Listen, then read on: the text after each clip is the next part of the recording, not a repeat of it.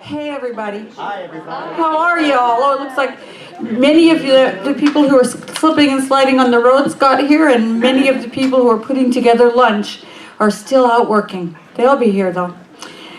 Good morning, I'm Reverend Cece Coltrane, and before I go any further, you'll see all these stuffed things all over the chairs, and the idea is that we fill them up with love for a couple of weeks, and then they're going to kids at the homeless shelter. So take a few minutes and give these little fuzzy things some love and send it out into the world by means of these. Aren't they cute? And besides, they're cuddly and they're fun to snuggle with during service as well. Welcome to Center for Spiritual Living Greater Dayton. If this is your first day here, your first visit, a special welcome to you and a special thank you for spending your morning with us. Giving the reading and invocation this morning is Jerry Blumgold, and Lenza Smith is holding vigil. And Jerry and Stephanie Stewart will do our interfaith candle lighting, which we do to remind us that there is wisdom everywhere, that all of the world's religious and spiritual traditions have great gifts of wisdom for us. And so we look for it, we use it, we teach from it, we try to live by that golden thread that runs through them all. And so, who's with our kids today? Carol! Yay, Carol! I imagine she's cooked up something really fun. So while the kids go over and gather with Carol, just join me in blessing them for their day and for the blessing that they are to all of us. And so what I know in this moment is that each one of these absolutely magnificent manifestations of spirit just glows so brightly. They shine their light so beautifully. They bless the whole world with that enthusiasm for life and that clearness with which they shine. And so I bless each one of them. I bless all the group today, knowing that everything that they do grows them, grows us, simply because we are here doing it together. And how grateful I am to see these beautiful, sparkling children and these amazing teachers. I just say thank you, and I let it be so, and so it is. Have a fabulous day, y'all. Have fun. We love you. Oh, man, that looks fun. Should we all go back there with them? Yes. Yeah. Let's all go play. Okay. So, the band is going to do one of my favorite songs right now. Really? Just Do You. Yes. It's it is full of great truth. So, I'm going to turn it over to Becky and the band and Kenny and the guys. We light the first candle to honor Judaism. Speak not one thing with the mouth and another with the heart. We light the second candle to honor Buddhism. However many holy words you read, however many you speak, what good will they do you if you do not act upon them?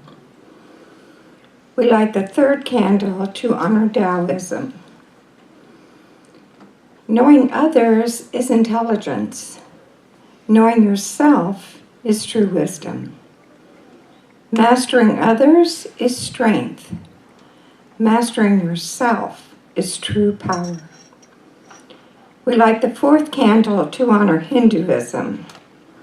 Put your heart, mind, and soul into even your smallest acts. This is the secret of success. We light the fifth candle to honor Sikhism. Even kings and emperors with heaps of wealth and vast dominion cannot compare with an ant filled with the love of God. We light the sixth candle to honor Confucianism. If you look into your own heart and you find nothing wrong there, what is there to worry about? What is there to fear? We light the final candle to honor Christianity.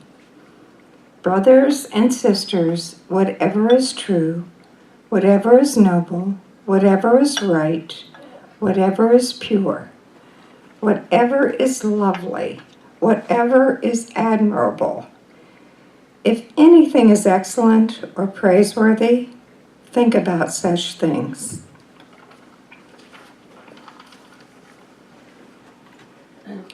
Today's reading is from Ernest Holmes. Sound relations with others do not permit any selfishness. What good we may desire for ourselves, we must also desire for them. Jealousy of others can have no place in our thinking. What we would deprive them of, we would be depriving ourselves of. Life is one enormous, cooperative, interrelation creation.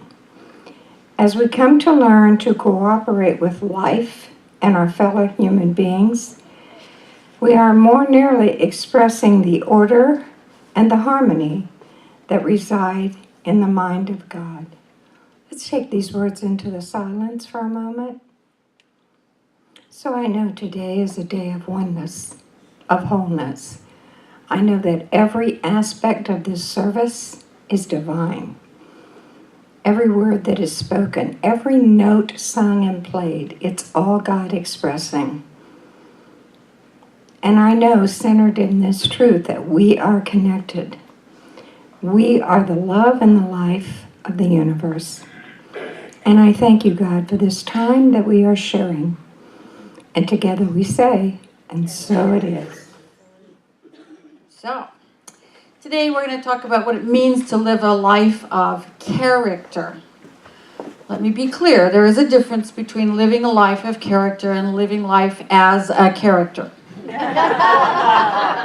They're not mutually exclusive, and some of us do both, but I just wanted to be really clear up front with you. You know, character, the word is really interesting. We think of it as being the collection of likes and dislikes and pet peeves and thoughts and ideas and our intellectual capability and our motives and our intentions and our judgments and all of those kinds of things that each one of us displays. But the word character comes from the Greek characters, which is spelled K-H instead of with C's. But the word character means an engraved mark, a symbol or imprint on the soul.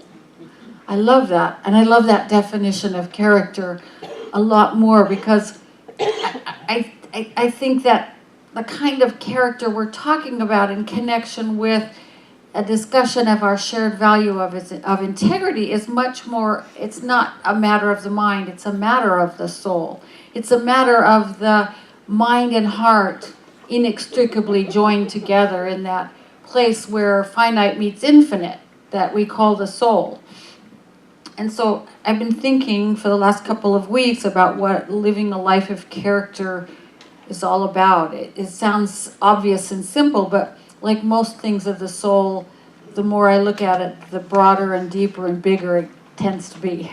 It gets bigger and it's richer than it first appears.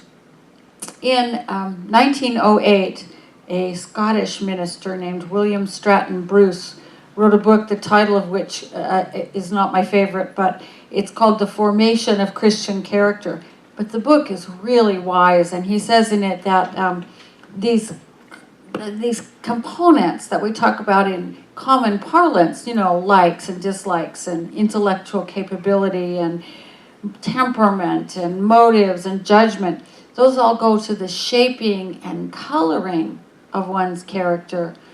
But character is not the same as personal taste and temperament and preference. You know, how we dress, whether we're introverted or extroverted, what our favorite music is, things like that don't have anything to do with character. Character is how our habits and motives and thoughts relate to living out and living from our values, our deepest, highest values. Character in particular, I think, relates to integrity because the integrity is the match between our claimed values and our outward habits and behavior and thoughts. And Reverend, he's Scottish Rite, so I don't know what his title would be. Anyway, this minister, William Stratton Bruce, said that character was described as our crowning, the crown of a moral life, and built through virtuous behavior. Both of those buzzwords can make some of us go, ugh, but the way that he meant them, I think really applies. He said, character includes a choice, a settled habit or bent of will so that it can be seen in its outcome in conduct. Character takes up the raw material of nature and temperament, and it weaves these into the strong, well-knit texture of a fully moralized personhood, which of course means living in integrity with the good and the kind and justice and fairness and basic, what Buddhists call basic goodness. So character is a matter of choice, like most everything else in our lives. So what are the choices that create character? What are the choices that invite us into living in that moral nature and integrity that shows up in how we live? I've thought a lot about that too, because it's hard to choose something unless it means something to you. So I think the central choice is the meaning we choose for ourselves, the meaning that we choose for our lives. You know, every single one of us, because we are beings of soul, we're spiritual beings in a human form, every one of us seeks a deeper, larger, higher meaning for our life.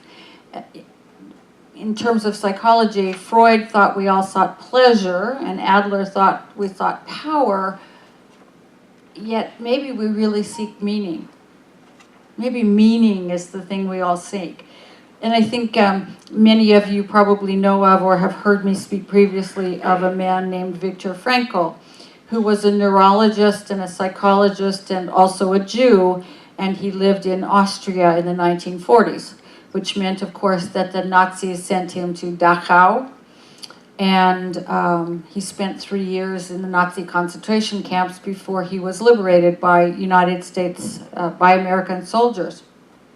And he lost his parents, and his brother, and his wife in the camps, and when he was finally freed, he was depressed and sick, no surprise, right? And he wondered to himself, what is the point of my life? In his own words, he said, then I decided not to commit suicide, at least not before I had reconstructed my first book, The Doctor and the Soul.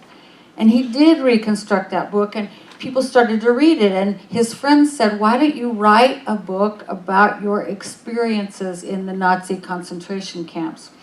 And so he wrote this remarkable, powerful book called Man's Search for Meaning, and he wrote it in 9 days. He locked himself in a room and cried and wrote this book.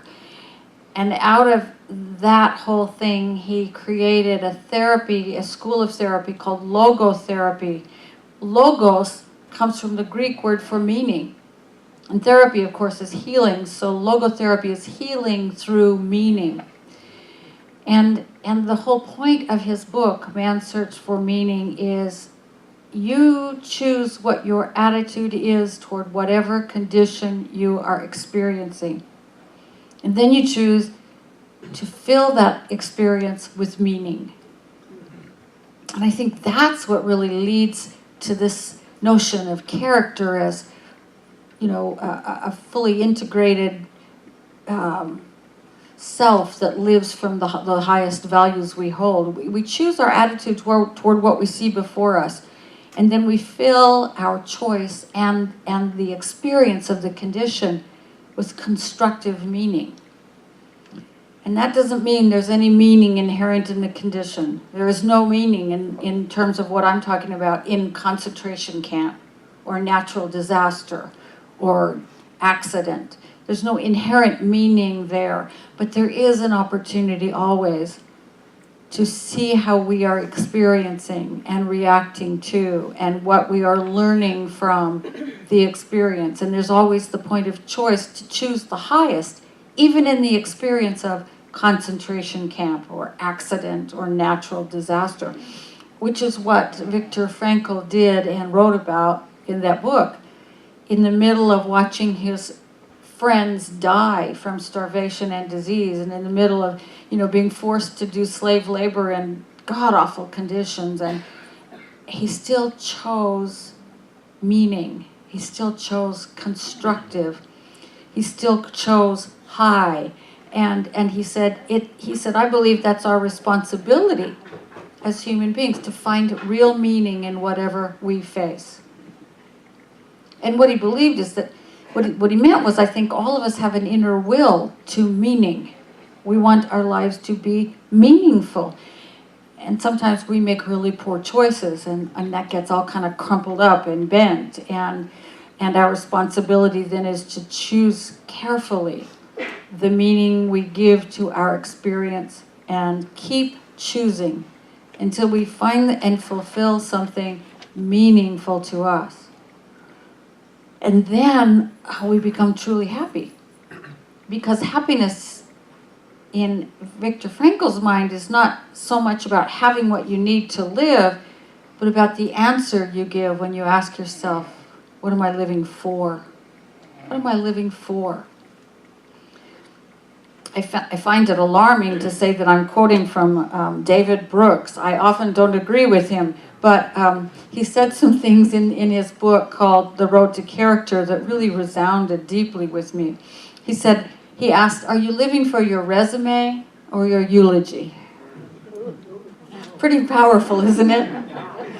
Are you more worried about looking good on the outside, or are you living so that you will be good and happy and joyful and fulfilled on the inside? It sort of cuts straight to the question of what I'm living for, doesn't it? He wrote this little story in a column. He said, about once a month I run across a person who radiates an inner light. These people can be in any walk of life. They seem deeply good. They listen well. They make you feel funny and valued. You often catch them looking after other people, and as they do so, their laugh is musical and their manner is infused with gratitude. They're not thinking about what wonderful work they're doing. They're not thinking about themselves at all. He says, when I meet such a person, it brightens my whole day. But I confess I often have a sadder thought. It occurs to me that I've achieved a decent level of career success, but I have not achieved that. I have not achieved that generosity of spirit or that depth of character. A few years ago, I realized that I wanted to be a bit more like those people. I realized that if I wanted to do that, I was going to have to work harder to save my own soul.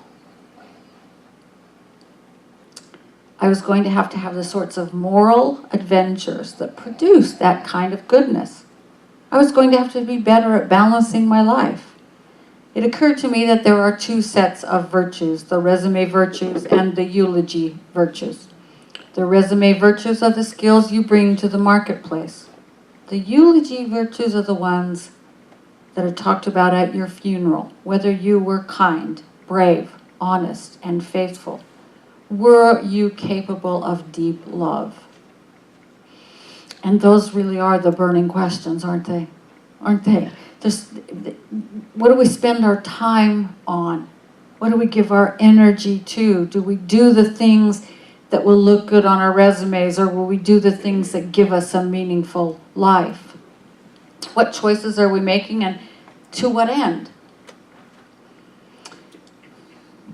And I was taken back to an evening years ago, and I was sitting having dessert with a very, very long-term woman friend and also an ex-boyfriend. I'm not quite sure why he was along, but he was.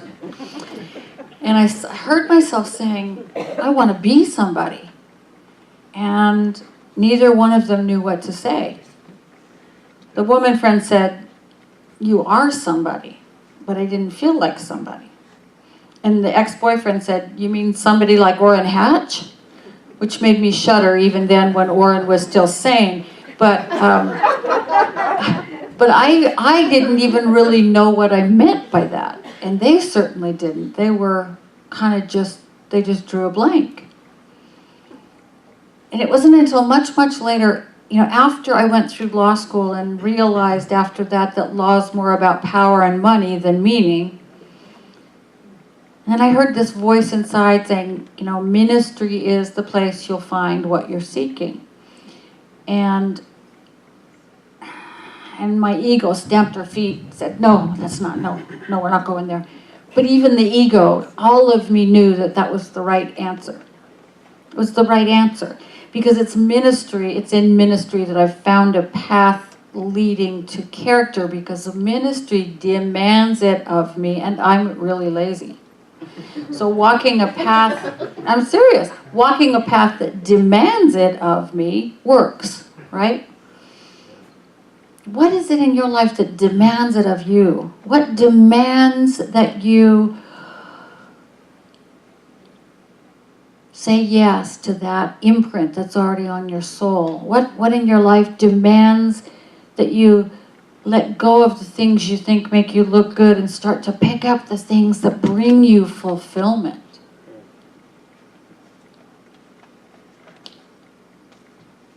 Caveat, when you think about these things, remember what our founder Ernest Holmes told us. He said, God created us. We are his, her expression.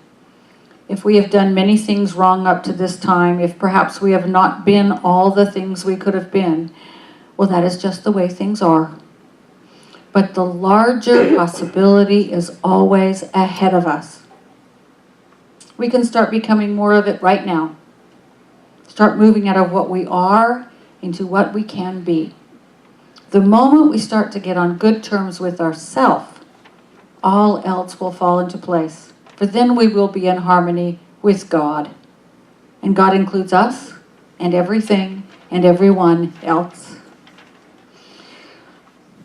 David Brooks again, in his article, I think it was, he calls this path the path of stumblers. And we are all stumblers, aren't we? We're all stumblers. We all make mistakes, and we all have to be gentle with ourselves when we do that. God knows you have had to be extremely gentle with me as I've stumbled along the path of ministry. And I have had to be extremely gentle with myself, because it took me a long time to start to find answers to my stumbling questions about how to live a meaningful life. And I have made and still make many mistakes along the way. And that's what we do for each other. And we love each other through the stumbles, right? I know the larger possibility is always ahead of me. I know the larger possibility is always ahead of you. It's always there. And so we can begin together to become more of it. We can begin together to find that symbol that is already imprinted on the soul. The Buddhists call it basic goodness. And the Hindus call it Atman, and we call it the divine self, the true self. We can start becoming more of that right now and together. And so this week I just invite you to ask yourself some of these, they're not hard questions, but they're definitely thought-provoking questions. Like, what is the imprint of my soul asking of me? What attitude am I choosing to have about the circumstances I find myself in? What meaning am I choosing for my life? How am I choosing to show up for myself and for the people around me? And most importantly, what are the choices I want to make? What choice will move me from where I am now into what I can be? What choice will move me into greater harmony and greater joy and greater peace? And am I willing to make those choices? Am I willing? Am I willing to be more tomorrow than I am today? Am I willing to live up to that which is imprinted on my soul? And so just join me as we gather together in consciousness for a moment. As we allow our awareness to turn into that place of soul. It centers in the human heart, which is a physical, emotional, and spiritual organ For it is in the heart that the divine and human intersect. It is in the heart where the mind can be thoroughly meshed with the heart, making the soul. It is in the place of heart that we find the answers to these deep questions. What choice do I wish to make in order that I may fall forward into that possibility which awaits? What meaning do I wish to assign to what I am experiencing right now?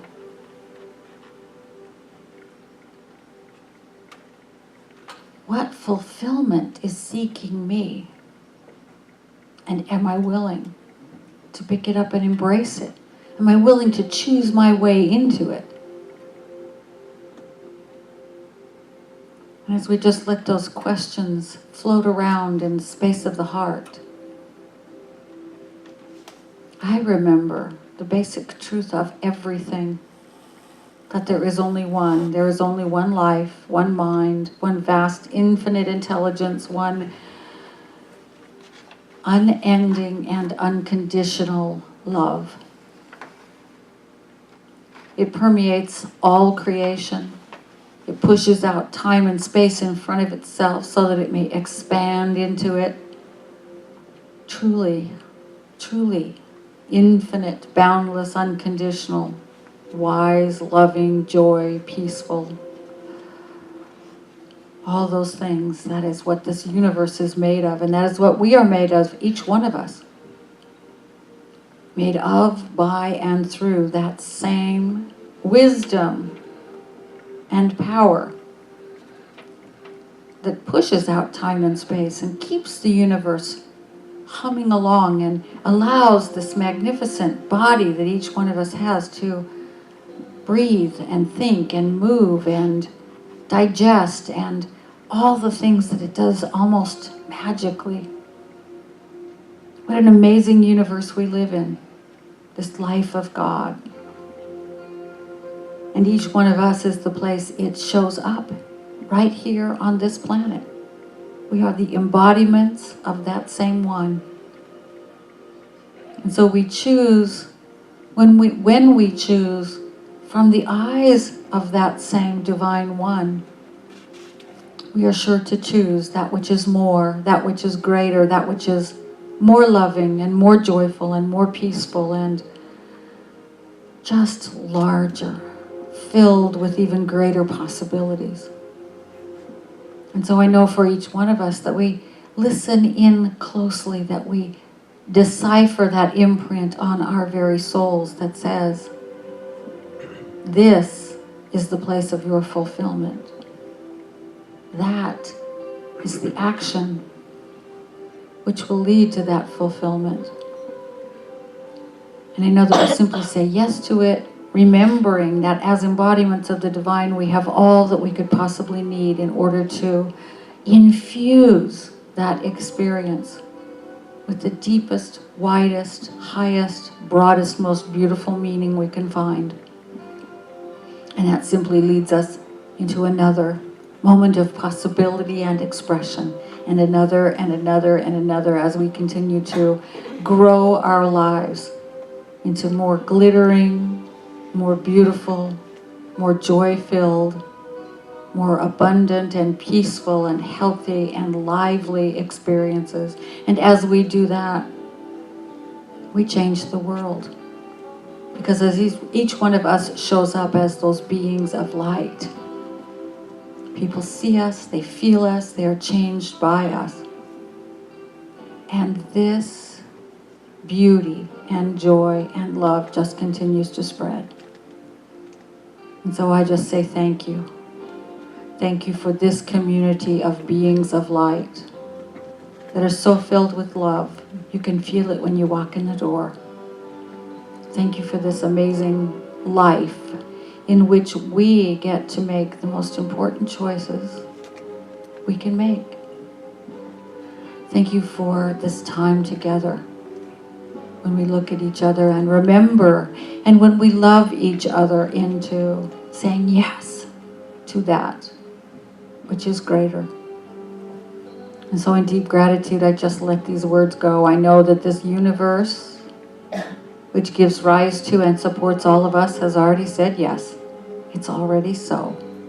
And we say together, and so it is.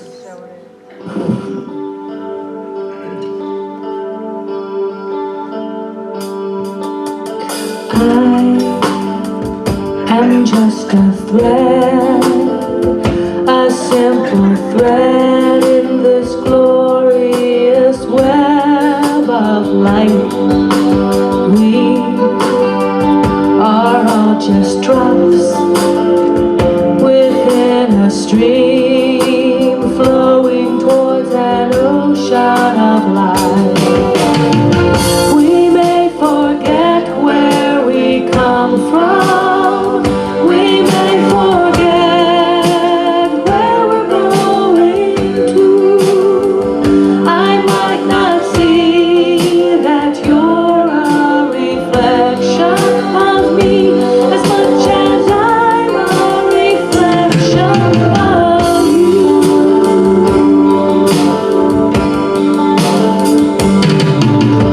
I am just a seed, a blessed seed with eternity unfolding in me. And I pray that as I grow, I will reveal the love that illuminates my soul.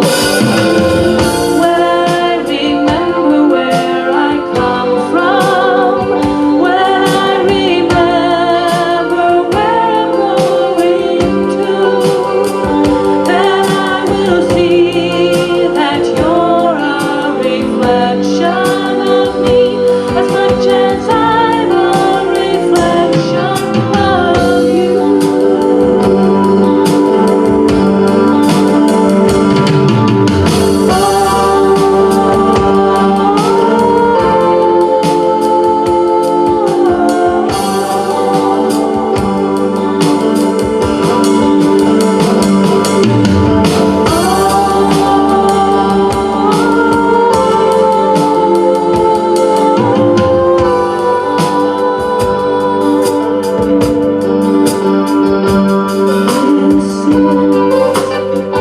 My simple prayer, may I become a reflection of the infinite one.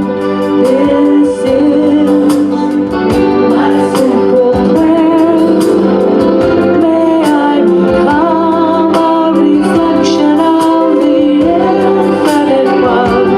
This is my simple prayer. May I become a reflection of the infinite one. This is my simple prayer. May I become a reflection of the infinite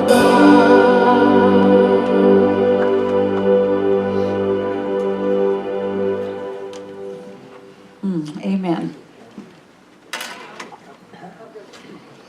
So in this sweetness, we take a moment, an opportunity to invest and to give to this spiritual community and its future. In this thing that's always becoming more, that's always living into the larger possibility. And your gifts allow us to keep doing that, to offer our Sunday services and small groups and classes and workshops and all that goes on here. And the sages tell us, of course, that it's given to us that it is given to us as we receive. And so as we receive in gratitude. And we give in gratitude. And so just let yourself be filled up with gratitude for a moment. Think about the things that are blessing you right this minute. Life itself, your family, your friends, this community, all of it.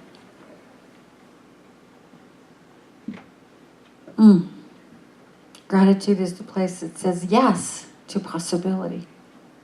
And so let's affirm together. I am joyful. I am joyful. I am free. I am free. I am grateful. I am grateful. I give with gratitude. I give with gratitude. And I say yes And I say yes to all the good life has to offer. to all the good life has to offer. And so it is. And so it is. Be sure to join us for lunch right after the service. You can fill your plates in the adult classroom. Desserts are in the library, but you can move into the social hall and be comfortable. And I want to thank Jane and Kelly and Carol Hughesman and everybody else who decorated. It's gorgeous in there, set up and helped with the whole get-together today. It takes a village to feed a village, and boy, they did a great job. In your bulletin today, you'll see a flyer for the first ever regional retreat. I love that. First regional retreat, which will be held April 26th through 29th at Shawnee State Park Lodge in Portsmouth. It's going to be amazing. I can promise you that. Mark your calendars and save your pennies because you don't want to miss this one. Early bird registration goes through January 15th and it's $51 off. And talk to your friends because if the more of you that share the room together, the less the total cost is. There's the registration fee plus room and all meals. So check that out. Go to columbuscenterforspiritualliving.org and you'll see a pop-up with more information.